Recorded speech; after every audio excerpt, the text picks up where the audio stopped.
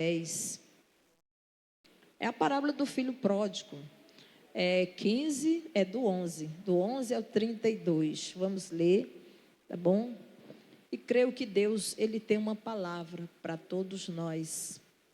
Essa palavra, ela vai de encontro àqueles que estão afastados, desanimados, aqueles que saíram da casa do Senhor, aqueles também que estão na casa do Senhor. Então, a palavra aqui é para nós, para todos nós. É a palavra do Senhor. A parábola do filho pródigo diz assim: e disse: um certo homem tinha 2 filhos. E o mais moço disse ao pai: Pai, dá-me a parte dos bens que me pertence. E ele repartiu por eles a fazenda.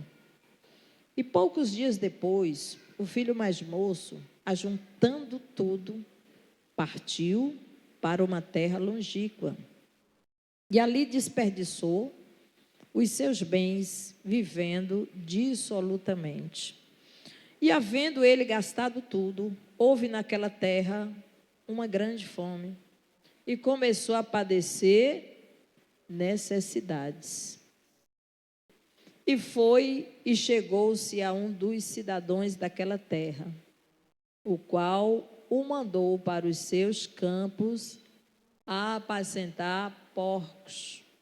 E desejava encher o seu estômago com as bolotas que os porcos comiam, e ninguém lhe dava nada. E tornando em si, disse: quantos empregados de meu pai têm abundância de pão, e eu aqui pereço de fome. Levantar-me-ei, irei ter com meu pai, e dir-lhe-ei: Pai, pequei contra o céu e perante ti. Já não sou digno de ser chamado teu filho. Faz-me como dos teus empregados. E levantando-se foi para seu pai. E quando ainda estava longe, viu seu pai e se moveu de íntima compaixão e correndo, lançou-se ao pescoço e o beijou. E o filho lhe disse: Pai, pequei contra o céu e perante ti, já não sou digno de ser chamado teu filho. Mas o pai disse aos seus servos: trazei depressa a melhor roupa e vestilho, e ponde-lhe um anel na mão e sandália nos pés. E trazei o bezerro cevado e matai-o, e comamos e alegremo-nos.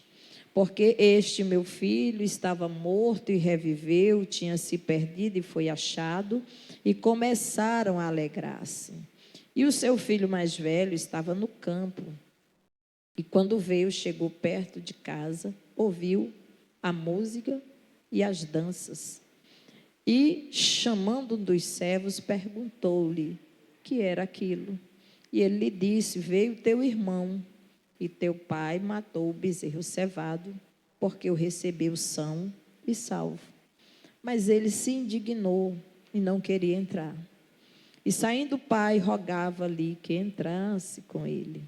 Mas respondendo ele, disse ao pai: eis que te sirvo há tantos anos, sem nunca transgredir o teu mandamento, e nunca me deste um cabrito para alegrar-me com os meus amigos.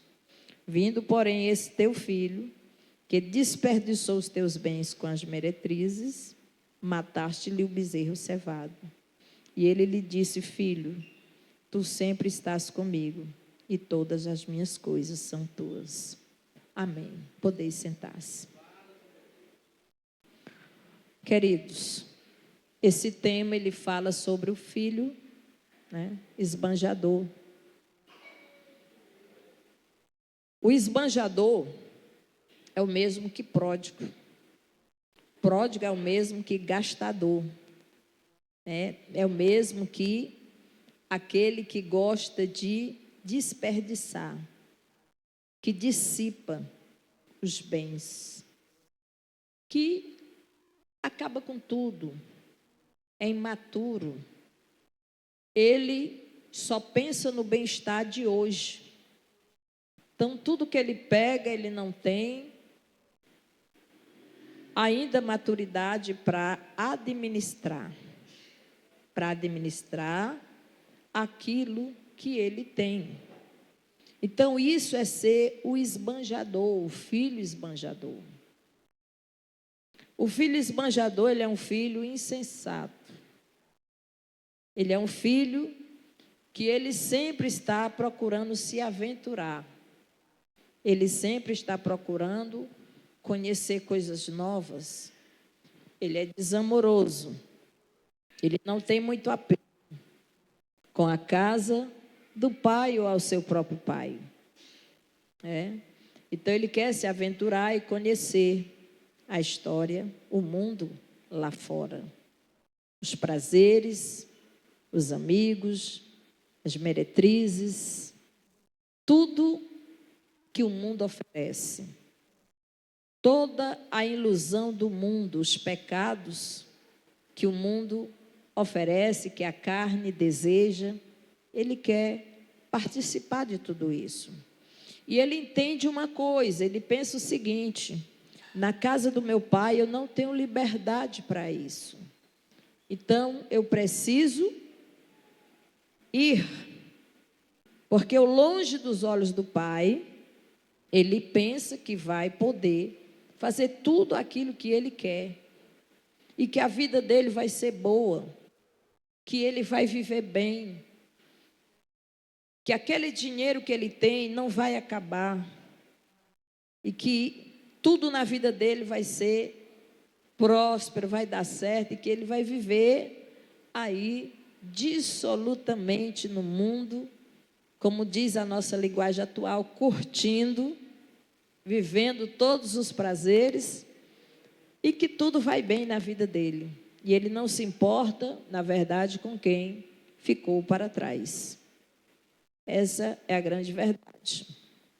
Então, queridos, aqui esse texto de Lucas, ele vai nos mostrar um duplo escândalo, né? Ele vai mostrar aqui algo que vem já de 3 parábolas que o Senhor vem trazendo, muito idênticas, né? Aí o tema vai falar sobre perdidos e achados, porque nas 3 parábolas vai falar exatamente de algo que foi perdido e que foi encontrado, que foi achado. Então, para os judeus religiosos, isso era um escândalo. Uma história como essa. Por quê? Porque Jesus vai usar personagens que, para eles, eram pessoas desprezíveis, que não tinham muito valor. E é exatamente o que Jesus vai usar para confrontar. E nós precisamos avaliar nós mesmos, como Paulo diz, e procurar, como diz o rei Davi, se há em nós algum caminho mau, alguma coisa que precise ser moldada, ser transformada. Porque aqui nesse contexto, o Senhor Jesus estava falando para fariseus, para religiosos, para pessoas altamente conhecedoras da palavra. Como é que pode? O intuito deles aqui, em toda essa insistência de perguntas e de estarem ali próximo do Senhor, era o tempo todo querendo uma ocasião para que eles pudessem acusar a Cristo. Mas o Senhor, que é a própria sabedoria, ele sempre usava parábolas para confrontar. Ele usava parábolas que pudesse, na verdade, ir de encontro ao coração deles, e eles pudessem refletir. Na verdade, estas palavras de Jesus e as parábolas os irritavam demais, porque ia contra tudo aquilo que eles entendiam ser correto. Então eles não concordavam, eles não aceitavam. E olha como nós, como religiosos, o perigo que nós enfrentamos da religião é nós estarmos focados no nosso pequeno entendimento, em definições, em conceitos, que para nós é o correto,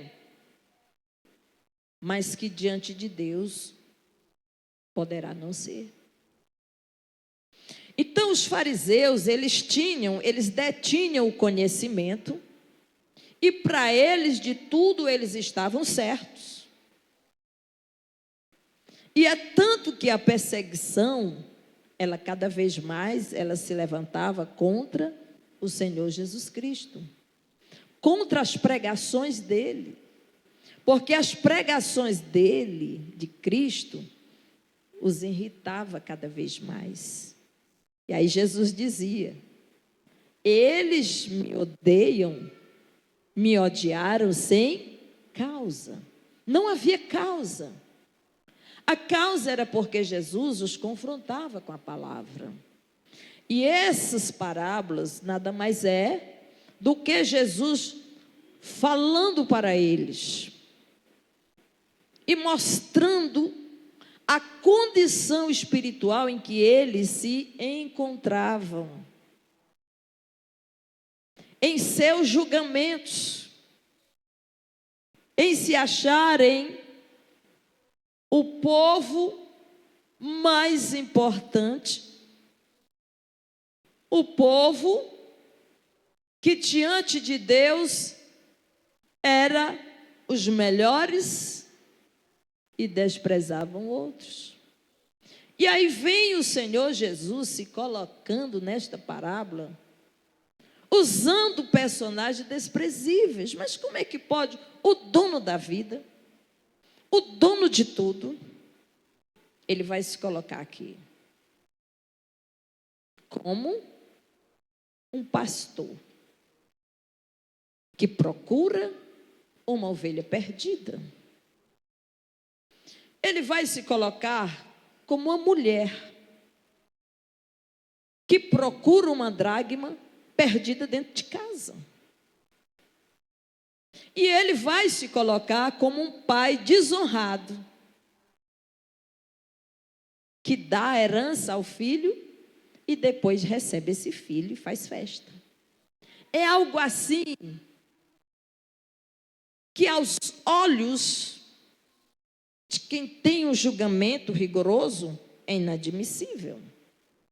Aí nós vamos entender e passear um pouco aqui dentro desta palavra, porque é importante nós procurarmos refletir. Alguns artigos falam que ser pastor naquele tempo era algo que não era muito bem visto pelos judeus, porque eles ficavam direto em contato com animais. E por eles estarem direto em contato com animais, era como se tornassem impuros. É como eles se tornassem impuros. Na verdade, era uma profissão que não trazia muita riqueza. A maioria deles eram pessoas pobres. Eram pessoas que não tinham bens. Então, poucas pessoas se interessavam, na verdade, em ser pastor de ovelhas. Estão entendendo? Aí Jesus vai se colocar como bom pastor. Meu Deus. Ele não procurou outro profissional. Outro tipo de profissional com status, né, de grandeza, em destaque, mas ele vai se colocar como o pastor. E o pastor que uma das ovelhas se desgarrou. E ele saiu procurando, deixou as 99 guardadas no aprisco e sai. Pelos valados, pelas vilas, pelas montanhas, pelos locais difíceis, hostis.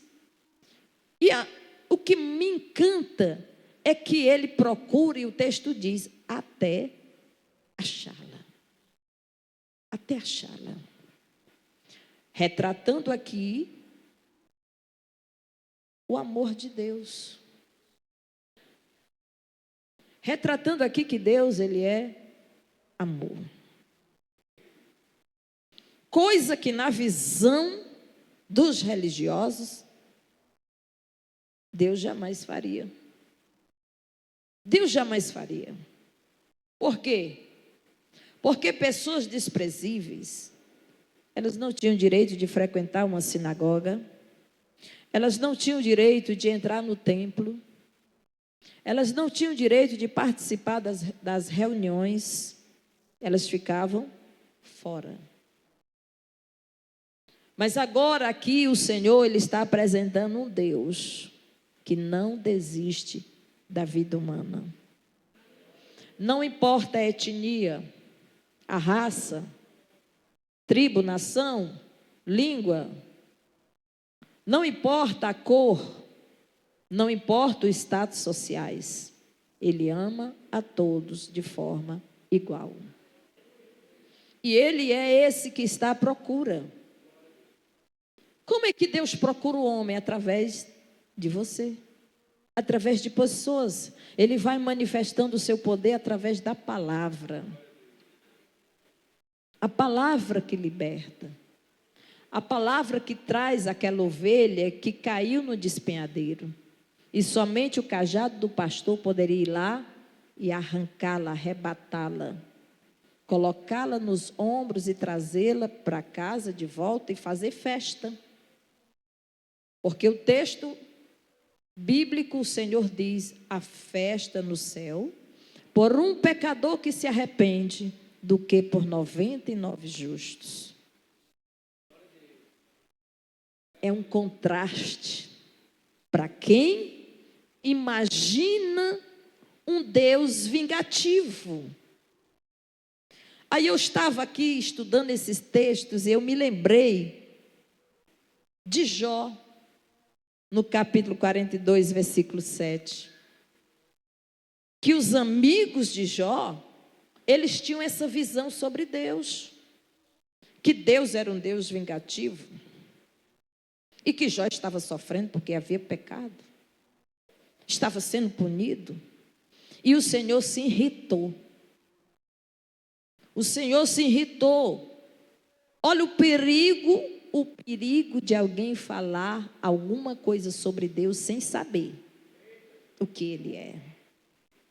O perigo de alguém afirmar alguma coisa sobre Deus sem ter o conhecimento de quem Deus é.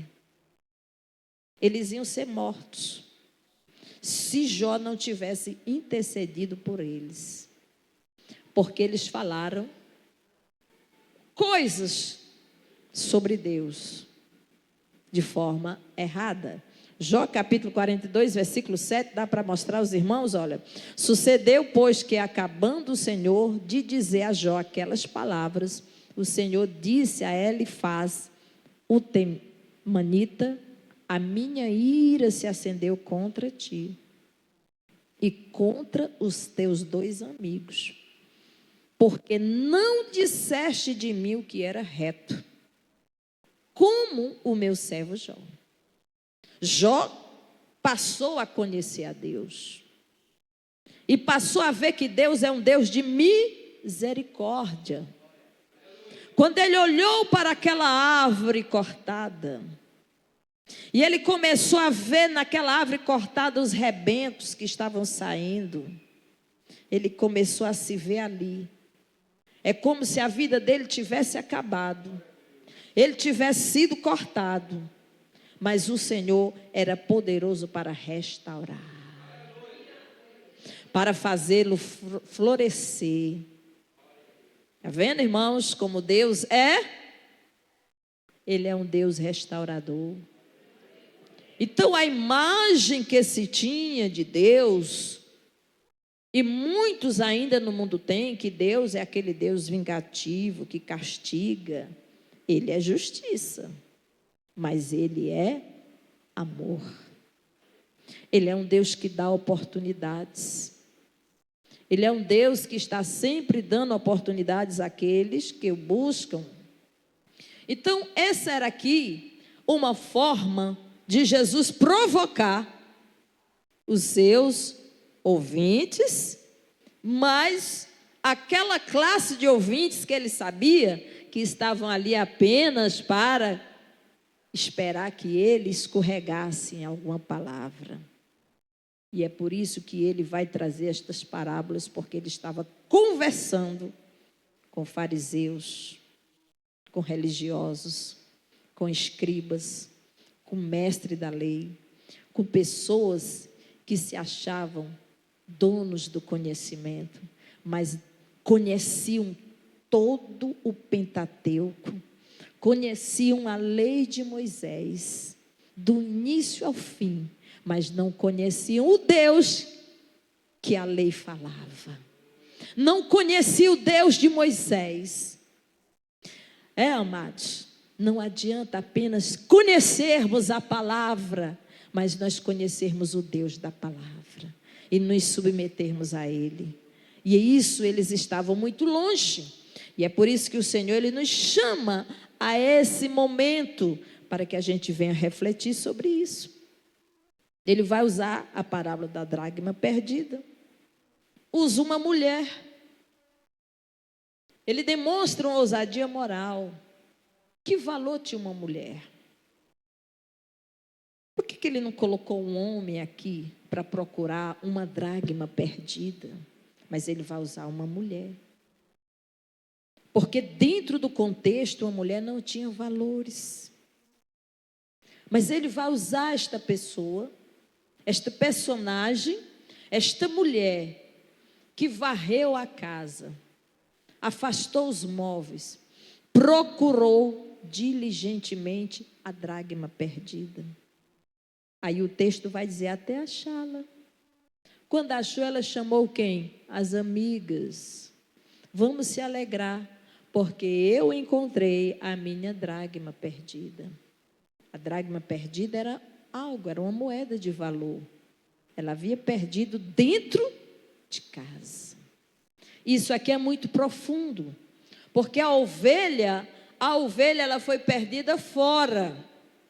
Amém? Fora. Mas a dracma, ela foi perdida dentro de casa. Isso aqui é algo para se refletir, irmão. Cada palavra que Jesus nos deixou, nós precisamos buscar o entendimento.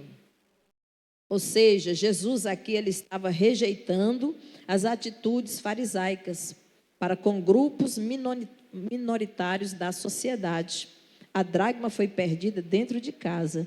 Jesus se referiu aos fariseus que estavam perdidos no ritual religioso, na religiosidade, e esqueceram do verdadeiro relacionamento com Deus. O religioso, ele só vê o que a religião lhe mostra. Mas, acima de tudo, nós não podemos perder o relacionamento com o nosso Deus. E o mais, o Senhor, ele vai usar a parábola do filho. Agora ele vai usar aqui um personagem humano, né? Dentro aqui que foi perdido. Primeiro foi uma ovelha, um animal irracional, que não podia voltar, não podia se achar, precisava ser procurado. Entenda, precisava que alguém procurasse. Era a ovelha, porque é um animal irracional. Se não fosse procurada, ela não saberia voltar para casa. Ele vai usar uma dracma perdida, que era um tipo de metal, um valor monetário, vamos supor assim. que precisava ser procurado. De nenhuma forma ela ia se apresentar e dizer, eu estou aqui. Não, tinha que ser procurada. Mas agora ele vai usar um personagem que este não precisa ser procurado. Porque este sabe o caminho de volta. Porque é um ser humano que tem raciocínio, tem inteligência. Ele só precisa cair em si. Só precisa cair em si. Então, o filho mais novo, a história nos diz que ele pediu a herança antecipada. E aqui, queridos, é colocado um pai desonrado. Como? Porque não era correto. Não é correto um filho querer pegar a herança antes do tempo. A herança já está deixando bem claro, é depois que o pai, a mãe, ambos se vão. Após a morte, é que os filhos podem ter direito a essa herança. Mas esse aqui, ele não respeitou isso. Esse aqui, ele estava apressado. Ele não estava gostando do ambiente de casa, porque ele estava querendo outra coisa fora. Ele cansou de estar dentro de casa.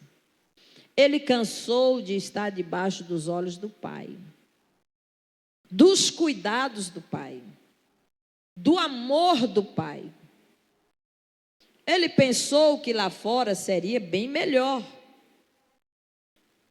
Então, no ambiente do Oriente Médio, se esperava que o pai, esse pai, a visão dos fariseus, nesta parábola, era que esse pai explodisse. Como? De raiva. Fosse severo com o pedido do filho. Porque foi uma proposta desonrosa. Ele chegar para o pai, ainda mais sendo o mais novo, e dizendo, pai, eu quero a minha parte da minha herança. Então aqui se esperava que esse pai, ele tivesse outra atitude. Aqui representa, queridos, que Deus, Ele não nos prende nas nossas decisões. Ele não obriga. Se o filho quer partir, ele vai partir. O filho desonra o pai. Na verdade, Malaquias diz que o filho honra o pai. Isso é o correto. Mas nessa parábola o filho desonra o pai, representando a nação de Israel, representando o povo que se diz povo de Deus, que em várias situações da vida desonram ao Senhor. Me dá a minha herança. Eu quero ir embora. Eu quero conhecer a vida, não é assim que eles dizem? Achando que seria uma decisão boa, uma decisão sábia. Ele não queria saber se ele não tivesse ido. Mas o Senhor, Ele contou esta parábola para que você não precise ir. Porque todos que vão passam pela mesma situação que este. E mais, muitos não voltam mais. Porque a vida lá fora é hostil e muitos perecem lá e não têm a oportunidade de voltar. Mas esse aqui, o Senhor, Ele deu a ele a oportunidade dele voltar. Você quer experimentar? Vá. O pai ficou com o coração partido. O pai ficou sofrendo. Aquele pai, todos os dias, ele esperava que o seu filho voltasse. Assim é Deus. Viu? Que se coloca como um pai desonrado pelos seus filhos. Meu Deus. Que se coloca na posição de um pai desonrado pelos seus filhos.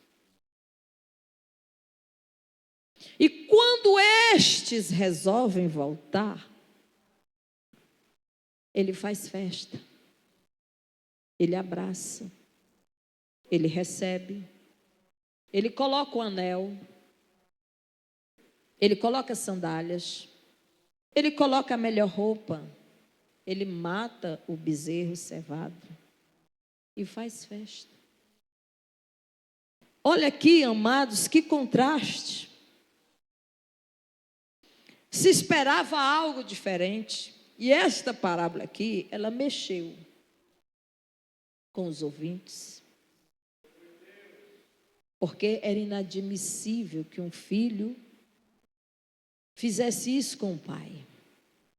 Mas era exatamente isso que eles estavam fazendo.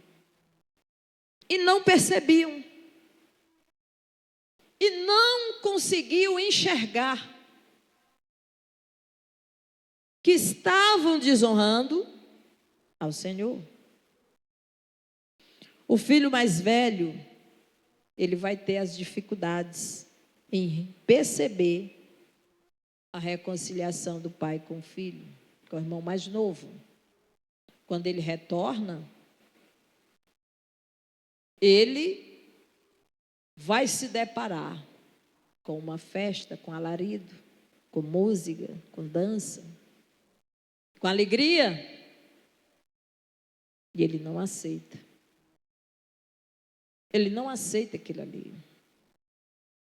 Aquilo ali paralisou aquele jovem.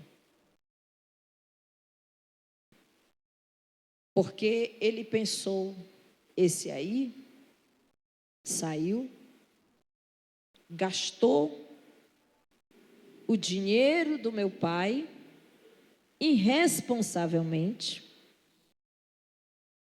e volta e agora tem festa para ele. E Jesus, ele usou esta parábola para confrontar os fariseus que murmuravam, dizendo, sabe o que eles diziam? Este recebe pecadores e come com eles.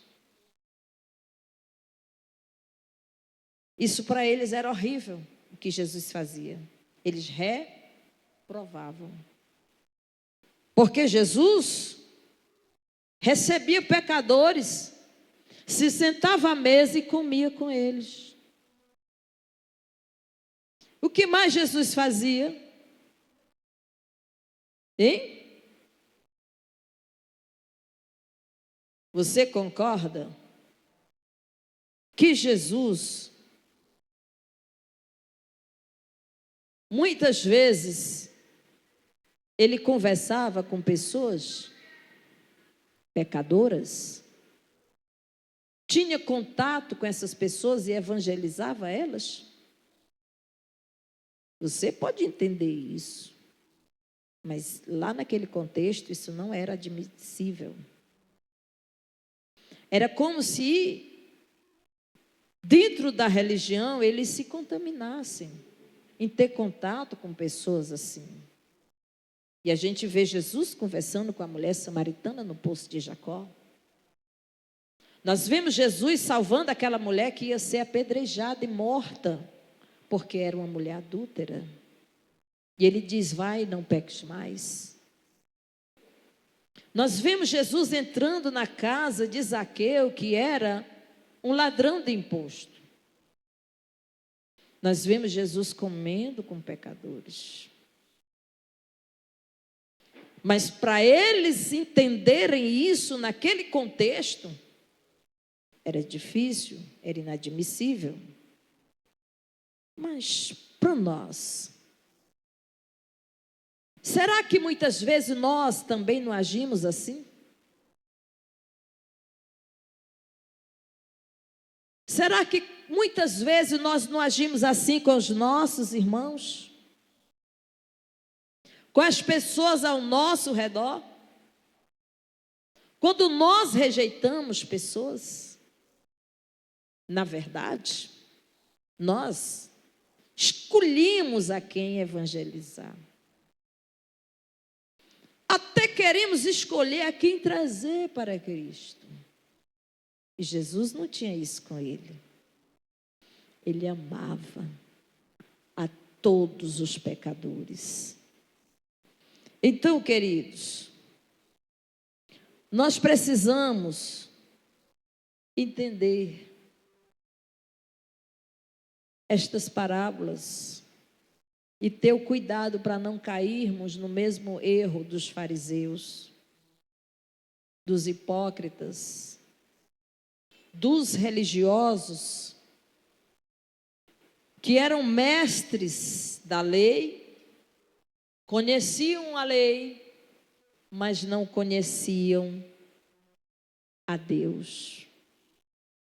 Faziam juízo de Deus, um conceito sobre Deus, de um Deus vingativo, de um Deus que não queria se relacionar com pecadores, de um Deus que não queria comunhão nem contato com seres humanos considerados impuros e imundos. Mas todos nós estávamos nesta condição.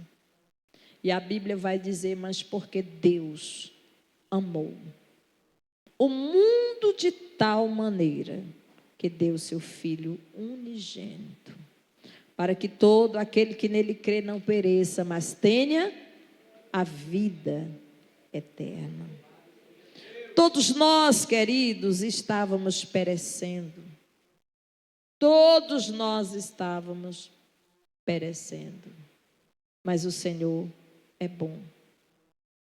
Nesse contexto, e esses textos, vai se usar o quê? Continuou a palavra. Porque Jesus aqui, ele está deixando bem claro que estas parábolas estavam ligadas, correlacionadas, exatamente aquele contexto de pessoas que ele estava falando. E continuou. É a narrativa. Porque ele estava confrontando e falando, dando continuidade aos textos anteriores. Jesus, ele ensinava de uma forma muito sábia. Então, queridos e amados irmãos, nós queremos aqui nos deter um pouco nas duas classes de perdidos. Os perdidos e achados. É os perdidos que estão lá fora, que foram embora, estão lá fora, e os perdidos que estão em casa. E eu peço muito ao Espírito Santo que fale aos nossos corações. E que o inimigo não venha roubar essa mensagem e nem distorcer. Porque o propósito do Senhor é que nós venhamos cair em si. E venhamos perceber e olhar para dentro de nós. O versículo 12 fala que o filho mais moço disse ao pai: dá-me a parte dos bens que me cabe. Ele partiu, ele foi embora. O pai vai dividir a herança. Aqui diz, o pai lhes repartiu os haveres. Ou seja, está no plural. Lhes repartiu. Ele aproveitou? Ele deu para um e deu logo para o outro. Só que um ficou em casa. Ele já tinha a herança dele.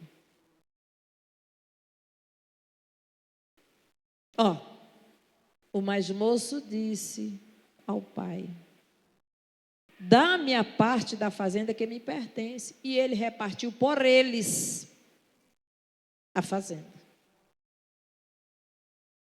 Então, o que ficou também tinha herança, sim ou não? Tinha. Porque filho tem herança. E a Bíblia diz que nós somos filhos, herdeiros de Deus e co-herdeiros de Cristo. Nós temos herança.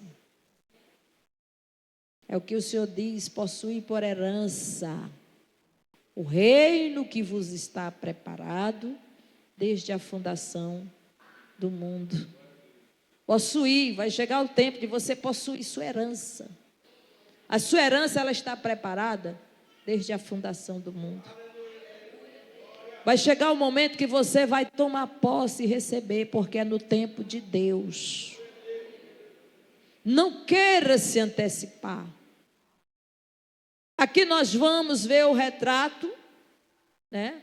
A figura, a imagem de uma nação, de um povo que havia se afastado do Senhor, que havia desonrado o Pai, que havia ido embora e estava vivendo dissolutamente.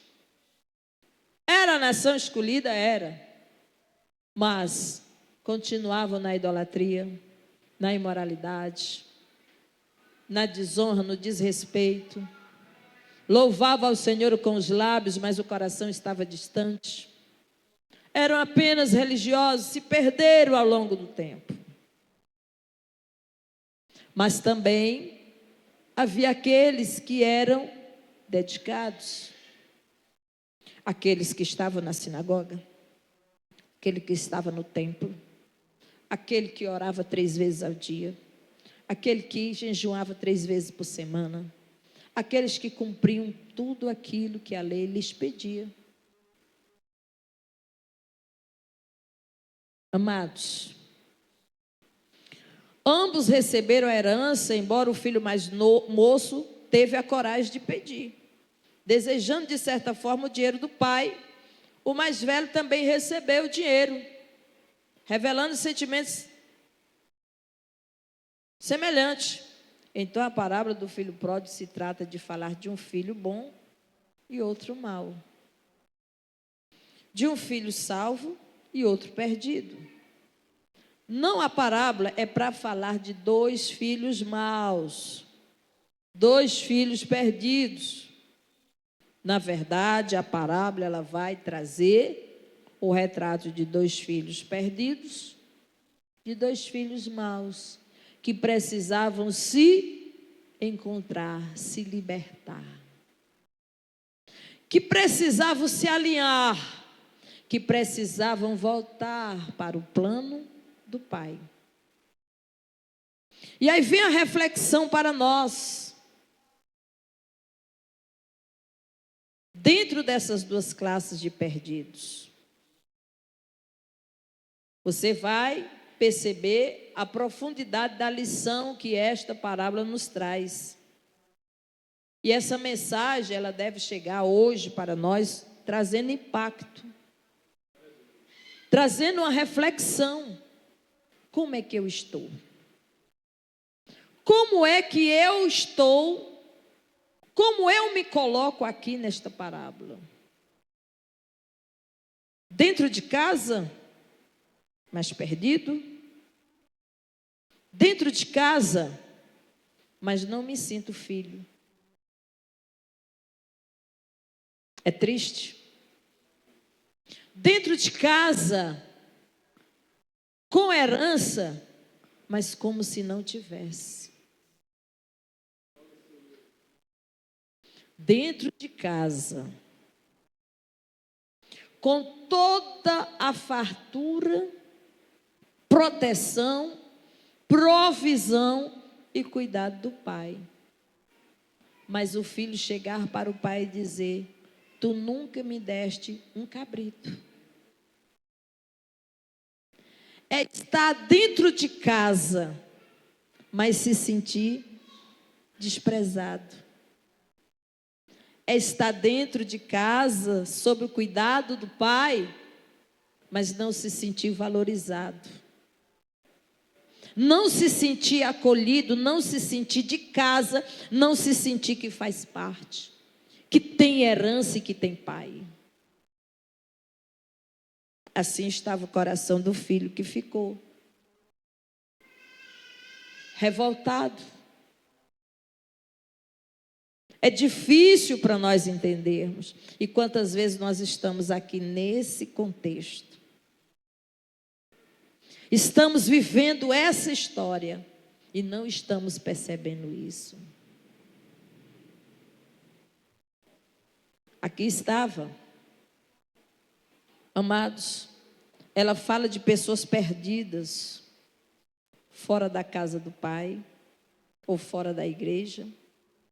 E outras que estão perdidas dentro da casa do pai, ou seja, dentro da igreja. Ela pega a Bíblia, domingo ela vem um culto. É isso? Mas ela não se sente verdadeiramente filho, filha. Foi necessário naquele encontro o pai pedir ao filho: entra, filho. O filho não queria entrar.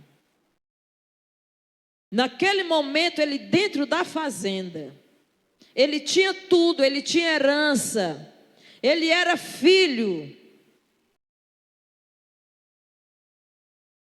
Mas ele não queria entrar. Porque o coração dele estava machucado.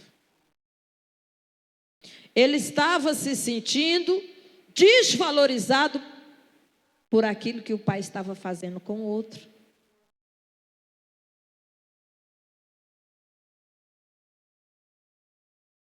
Tu nunca me deste um cabrito para comer com os meus amigos. Aí esse teu filho chega, depois que gastou tudo com as meretrizes, depois que desperdiçou tudo, dissolutamente, aí tu faz festa. É aquele que está dentro, mas sempre está reclamando, insatisfeito, sempre insatisfeito. Nada está bom. Não era assim que eu queria. Não era desse jeito. Idealizava da forma como ele imagina. Mas o pai hoje ele está nos chamando para uma conversa. Você precisa entender que você é filho, é filha. E que você não pode nem deve ficar fora dessa festa. É preciso o pai explicar e dizer: filho, esse teu irmão estava morto e reviveu. Tinha se perdido e foi achado. Mas para ele isso era difícil. Era como se ele preferisse que ele continuasse, era morto mesmo. Ele continuasse perdido. Porque ele não era merecedor. Mas o pai, ele vê diferente. Ele olha com um ângulo, com um olhar diferente do que nós olhamos. Aqui estava. É muito importante essas parábolas quando a gente começa a perceber o grande amor de Deus por nós pecadores. Essa é a vontade do Pai, que nós, como filhos e filhas, possamos já, pela fé, ter a certeza de que nós temos uma herança, de que nós pertencemos ao reino, de que nós pertencemos à casa do Pai. E que você nunca deve se excluir, porque o amor de Deus é para com todos. É para o perdido que se foi, mas é também para trazer para o alinhamento aquele que ficou, mas que não está entendendo o propósito do Senhor. Que Deus é amor e que deseja salvar a todos. Jesus estava dizendo: olha, eu vim buscar e salvar o que se havia perdido. Ele é o grande procurador, porque ele se coloca como pastor. Ele se coloca como personagens que não têm honra. Mas mesmo assim, ele está disposto a nos amar até o fim. Mesmo assim, ele não desiste de nós. Te ama até o fim. E foi a morte, morte de cruz, e não recuou por causa de você. Este é o grande amor de Deus. É o grande amor de Deus. Nós precisamos aprender esta lição. Os filhos perdidos, mas o amor do Pai é um amor por ambos. Eu sempre digo, aqui não existe ninguém que seja amado mais do que o outro. Não é porque alguém tem uma posição que alguém julgue superior que é mais amado do que outros. O amor do Pai é igual para com todos. O Pai amava o filho que ficou e o Pai amava o filho que se foi. O Pai desonrado, mas Ele é um Pai que nos ensina que o perdão é o melhor remédio, é o caminho da reconciliação. Um Pai que recebe o filho de braços abertos, chama os amigos. Em todas as parábolas ele faz festa, ele se alegra. Porque para Deus, uma vida humana, ela tem muito valor. Muito valor. Então é isso, amados.